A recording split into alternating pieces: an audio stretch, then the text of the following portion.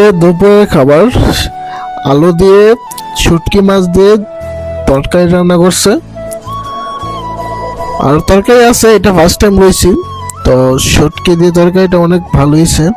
আর আলু দিয়ে তরকারি রান্না করলে শুটকি দিয়ে অ্যাডজাস্ট হয়, অনেক ভালো হয়। কারা কারা খাইছেন, কারা কারা খাইছেন না জানেন। আমার কাছে খুব পছন্দ একটা খাবার, আমার রান্না করে মাঝে মধ্যে শুটকি দিয়ে। আর সাথে দুইটা মরিচ লইলাম, অনেক ঝাল মরিচ গুলা, অনেক ঝাল। দুইটা মরিচ খাইতে পারবো না জানি না, বোম্বাই মরিচের মতো ঝাল। গরম ভাত নিলাম সাথে।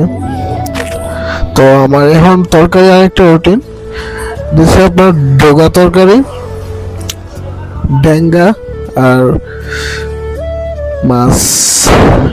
মাছটা সম্ভবত তেলাপিয়া মাছ হতে পারে, বাট আমি শিওর বলতে পারতেছি না।